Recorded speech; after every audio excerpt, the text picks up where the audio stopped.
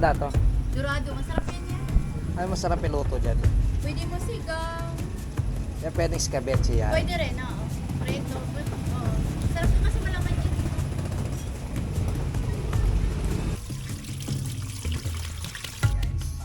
First time natin.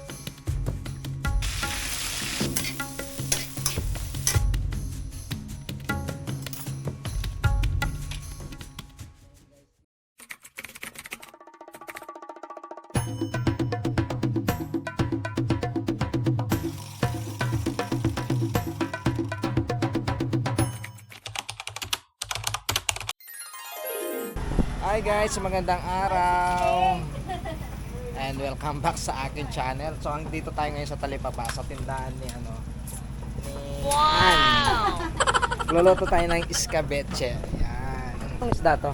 Dorado, masarap yan yan. Ano masarap iluto dyan? Pwede mo sigaw. Yan pwedeng escabeche yan. Pwede rin, oo. Preto. Oo. Sarap kasi malaman yan. Walang bukid. Yung dalaga. Ito, ano isda to? Matambaka. Yan, escabeche din. Matang baka. O sige, yan na lang.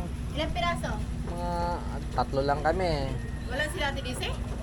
Hindi, 3 lang kami. Si Kirby, siya, tsaka ako. Yung baby, ay yung wala. Nasa Antipolo eh. Doon yung nag-aral? Oh. Tatlo lang? 3 lang. Magkano? Baon mo, di mo lang kapag. O sige, dagdagan mo isa. Kaya mahal ka naman sa... Magkano yan? 168 lang yan. 168. Tingnan mo nga yan, Ann. Yeah, marami ng tao. Be. Tayo na. Ate, ito na ba naman? Oo.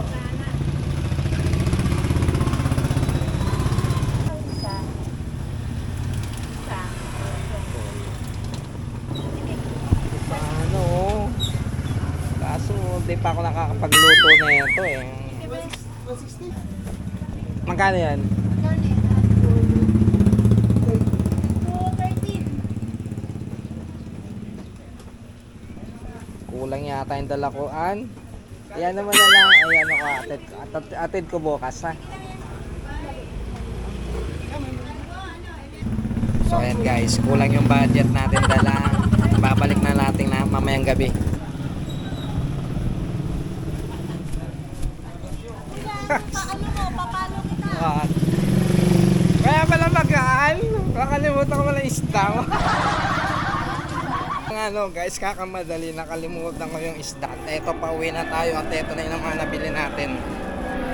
Buti mabait yung tindera. Kulang tayo ng 80 pesos. Babalik na lang natin bukas.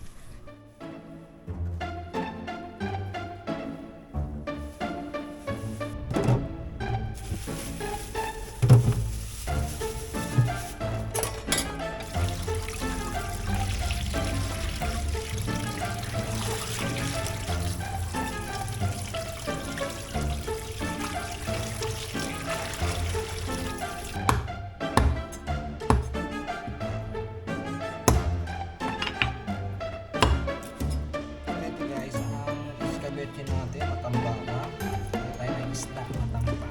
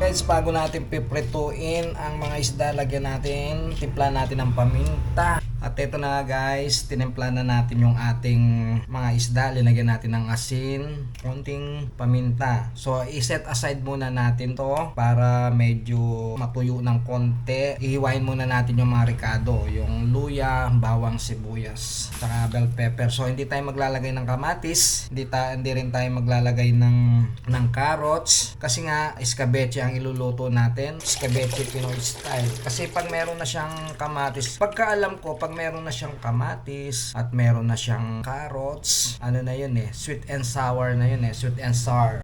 So ngayon ang niluluto lang natin is escabeche Pinoy style. So guys, ayaw muna natin. Ito ayaw ko sa sa sibuyas Kung itong ayaw ko sa sibuyas, napapaiyak talaga ako. Sakit sa mata. Okay na to.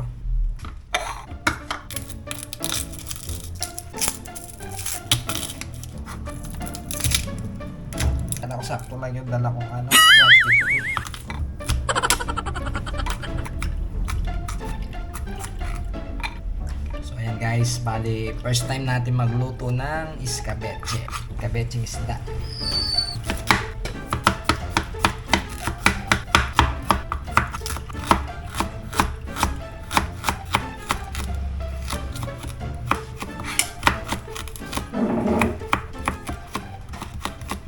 So eto na nga guys, na hiwa na natin yung ating sibuyas, bawang at saka luya. Ngayon naman, titimpla na natin yung ating sauce. Lagay tayo ng daon ng laurel. Lagay tayo ng paminta. Suka. Lagay tayo ng asukal. 1, 2, 3, 4, 5, 6, 7. Kailangan guys, haluin natin mabuti. At ngayon naman guys, ipiprito na natin ang ating mga isda. So ito yung gagamitin natin ngayon guys. Guys, luma na to. Antique na to. Ipiprito lang naman tayo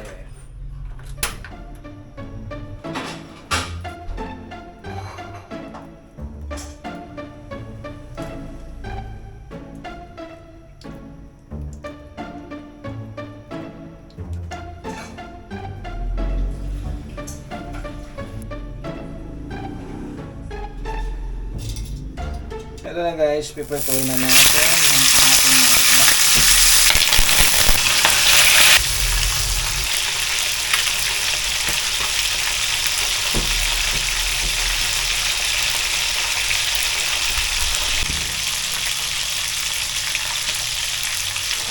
Kapag ganyang tahimik na guys, ibig sabihin, pwede na natin silang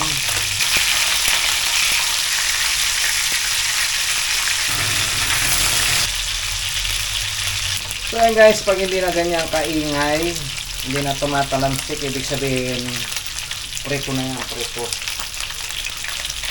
I-set aside muna natin. This time, ito muna mga kawali gagamitin natin. So unahin natin yung ating luya.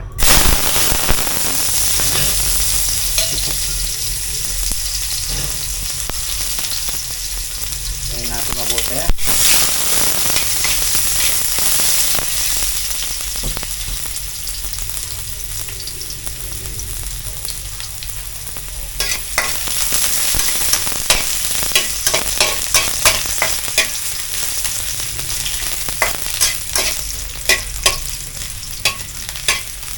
Yan guys, sa mga bago lang nag-tune sa aking channel, so ang iluluto natin is escabeche Pinoy style. Ayan, at okay na tong ating luya, ilalagay naman natin tong ating sibuyas. Mas maraming ricado, mas masarap ang kompleto ricado.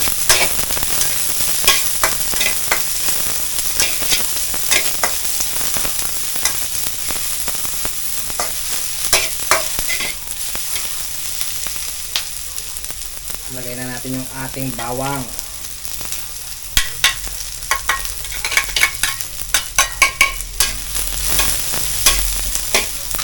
Lambutin lang natin guys. Ayun na nga guys, hindi naman tayo kagalingan magluto at hindi rin tayo chef. Nagmamarunong nga lang, di ba? So, kung nagluto tayo, huwag na natin simplihan. Sarapin na natin, di ba? So, yun nga, nag-research tayo bago tayo nagluto. Tumingin tayo sa mga nagluluto ng escabeche sa YouTube. Ayon sa akin napag-alaman, ang escabeche parang parehas lang ng ng sweet and sour, kaya lang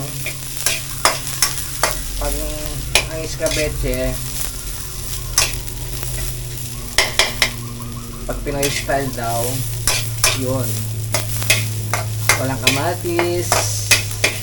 Pag may kamatis na, sweet and sour na yon, sa pagkakaalam ko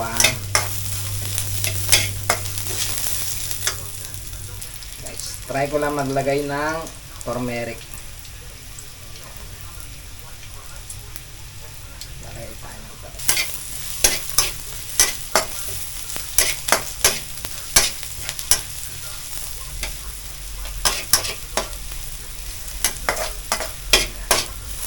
Ganda ng kulay, di ba?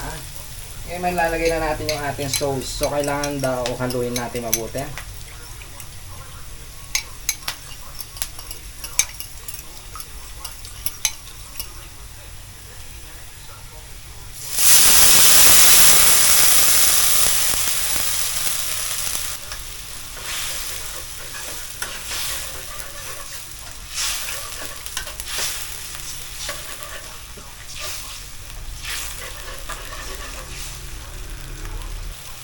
Siyempre guys, titikman natin.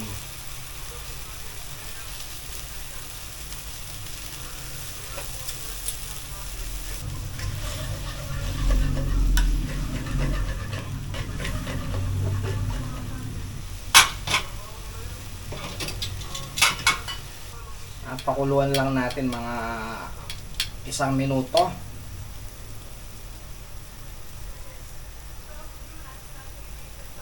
Ngayon naman ilalagay na natin ang ating mga isda.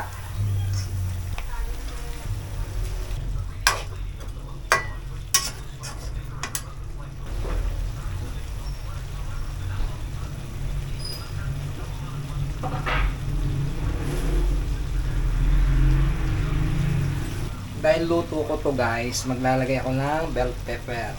Ayan. At pakuluan lang natin ng mga 2 minutes lang. Wow!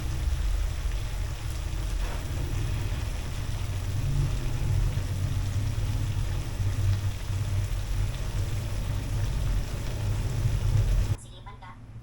Kaya nga eh. Oh, okay na to. Bilis naman. O diba? Tinamay ko lang, ayos na. So guys, ito na yung ating linutong escabeche, Pinoy style. Ayan. So, sasangag muna natin yung kanin.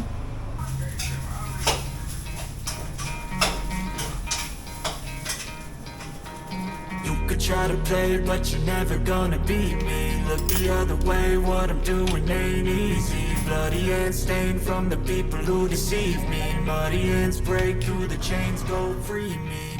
So, ito na guys, atin nang titikman ng ating escabeche Pinoy style. So, pag meron na pala siyang kamatis at meron na siyang carrots at meron na siyang sweet and sour na pala yon. So, parang parehas lang sila. So, ito, research ko lang bago ako nagluto. Tingnan natin.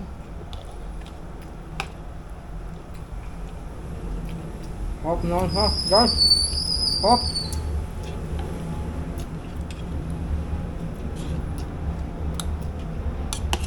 Hindi ka magbabangon? Bangka?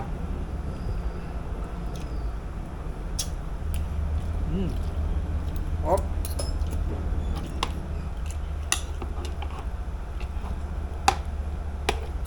Hop guys. Nahap siya. Try nyo sa bahay. Napakasarap. Diba? Pag nagluluto tayo, diba? Minsan na nga lang magluluto, diba? Sisimplihan pa ba natin? Kailangan sarapan natin. Yan. Hindi tayo chef cook, ha? Hindi tayo professional. Kapampangan tayo, kaya mahilig tayo magluto. Tsaka masarap tayo magluto. Siyempre, laking Kapampangan eh. Dugong Kapampangan.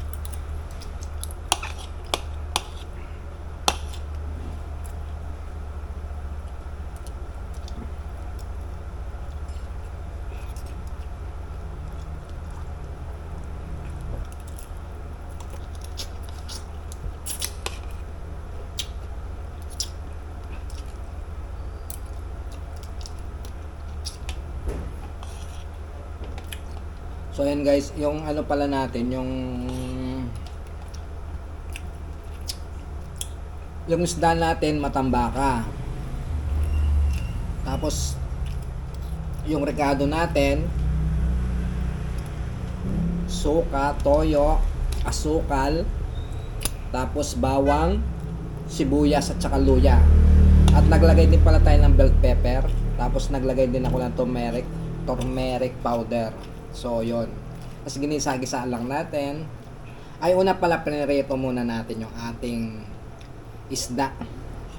Dalagang bukid sana, yung malalaking dalagang bukid. Yung masarap na escabeche. Kaso wala. Walang panindang dalagang bukid.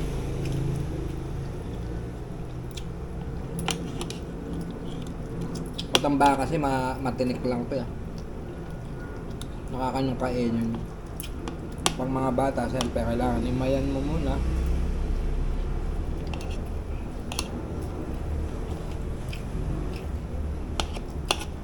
Mga nakarang araw kasi baboy, manok, tapos mga mga processing foods, canned food, ang laging kinakain. So ngayon, pupurga muna tayo sa isda. Bukas, hindi ko alam kung ano iluluto nating isda. Luluto na ba ako ng sasado? Luluto na ako sa sasado ba? Try natin. Sasyadong bangos bukas.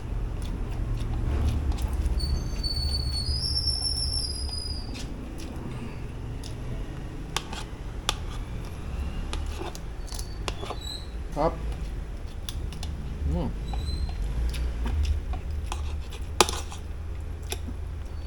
Kaya guys, ganitong gawin nyo sa isda. Sigurado mapaparami kain ninyo.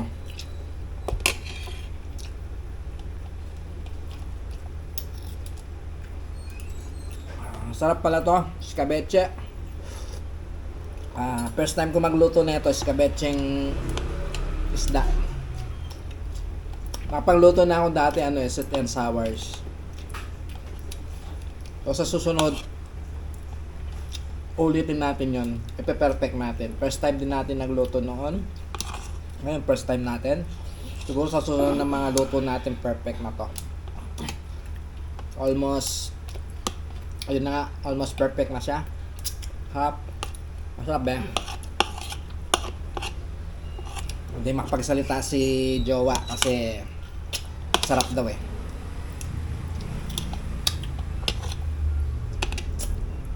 So, yun lamang guys. Hanggang sa muli, kita-kits tayo sa susunod ko pang mga video. God bless you all and bye-bye!